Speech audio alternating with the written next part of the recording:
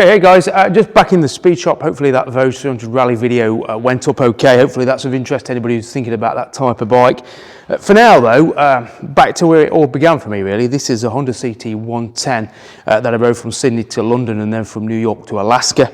It's actually where the name of the shop came from. Dorothy's speed shop is named after Dorothy.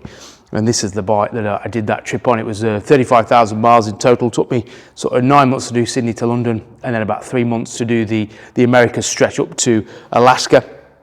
Dorothy got a name, took her name from the previous owner, Collins, famous character from A Wizard of Oz, which was Dorothy. So when I picked her up, I was told that her name was Dorothy and and that's what she carried on. So it's a 2007, I think it's a 7, maybe it's a 4, I forgot actually, CT 110 with an XR200 fuel tank.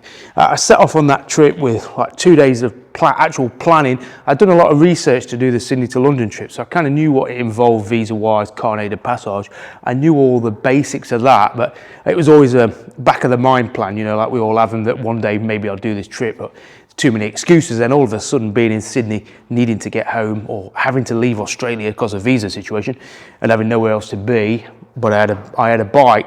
The original bike I set off on was a different CT 110 that made it to Brisbane, and that's where I picked up Dorothy. But yeah, so in 2 days I got together everything I needed, bolted it on a bike, on the back of the bike, the original CT 110, and then off I set. So it was a bit of a whirlwind, make it up as you go along type adventure, which for me I think really made it happen. If I'd have overthought it, made too much time planning it, I'd probably have talked myself out of it or done things too far removed from what my comfort zone was. Where actually, I'm quite good at panic doing things. So, crikey, I've got to leave in 2 days. What do I need? Tools, basics, paperwork, what can I get in place? What do I need to get along the way?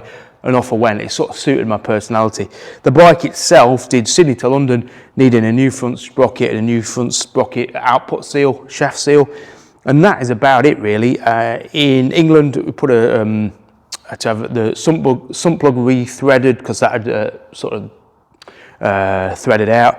Clutch plates, cam chain tensioner, cam chain, and that was about it. Went across America, up to Seattle, needed a new top end there because it's starting to get a bit rattly.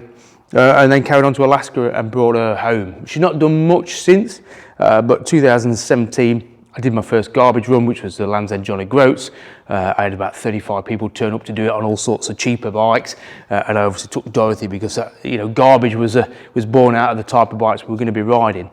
Since then, I've used all sorts of bikes to do the touring. I've got a Motor Marini over there and a Himalayan, and I've used the Vosges recently and things like that. But I've got a Land's End Johnny Groats trip leaving today from Land's End, and I thought, I'm going to go back to where it all started really. I don't know why, I just saw the bike's been stationary in an outbuilding for a long time and I thought, time to get her back on the road. So I took her for an MOT yesterday, she failed, just needed a new chain and a few bits.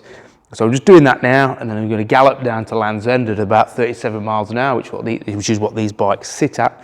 And then I'm going to do 8 days Land's End to Johnny Groats with my group. I've got about 20 riders coming, some of those are also on smaller bikes. So it's going to be a perfect opportunity for me to sit at a pace and be reminded of what it's like to travel a long distance, about 1,400 miles all up, on a slow bike, and just get back into the flow, the leisurely flow of doing distances at a gentle pace, and the benefits of that, and also the pitfalls of that. Because obviously, once you get to Johnny Groats at the top, I've got 700 miles to get back down in one go to get back to home. So I just thought I'd do a little video on Dorothy.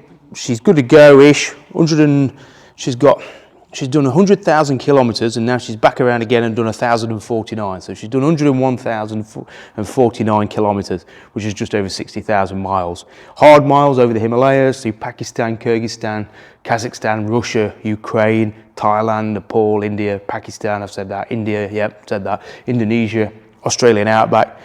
So they were a really good, tough, dependable bike, which is what I needed. That was a core ingredient when I wanted to set off in such haste. What do I need? Well, I need a bike that's easy to fix, cheap to buy, and reliable. Well, this is that bike. This is Dorothy. So I'll crack on with the repairs, and I'll put some luggage on, and then she's ready to go.